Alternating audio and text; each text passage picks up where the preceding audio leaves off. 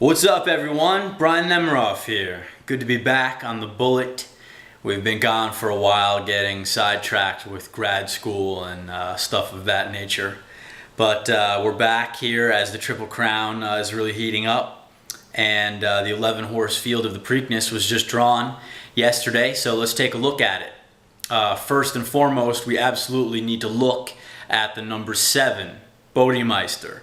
Now, he led the whole way of the Derby, just getting caught in the last strides by the winner, I'll Have Another.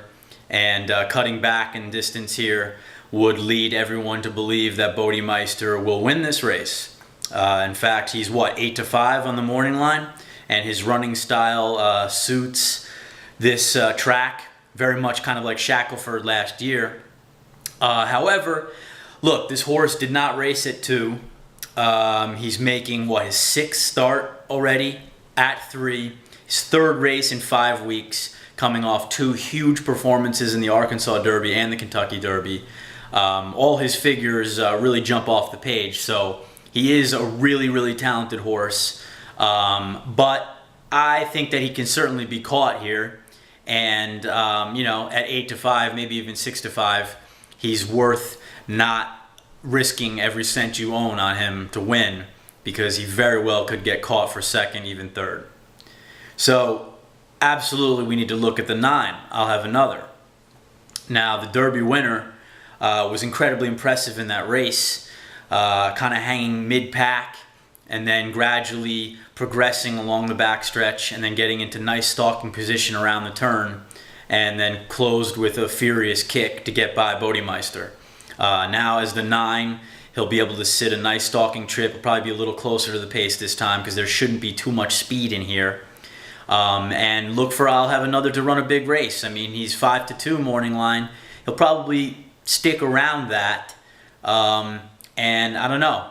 He's worth putting in the exacta as a big shot here. So next, let's look at the number 6, Creative Cause. Now, at a good look at the Kentucky Derby, Creative Cause moved in tandem with I'll Have Another, but was just incredibly wide. It was like 6, 7, 8 wide even. And he just came up empty in the stretch. I'll Have Another and him were coming in tandem, firing after Bodemeister, but Creative Cause just pretty much flattened out. So I think he has been freshened up for this. He's at a much better price, like 6-1 morning line. Probably maybe go down to 5-1, something like that. He's already beaten Bodemeister, and he lost to I'll Have Another by nose in California. So those are the 3 California horses we're talking about. Stand big shots to come 1, 2, 3 here in this race. And for these purposes, let's throw a little wild card in there. And I'm talking about the number 4, Zetterholm. Now, this horse has won his last 2 races. He's a New York bred. Won his last 3 races, as a matter of fact. His last 2, though, have been triple-digit numbers. And I just like the way he's coming into this race. Very much under the radar for Rick Dutro. He's a son of Silver Train. Zetterholm, I think he stands an upset chance to definitely hit the board.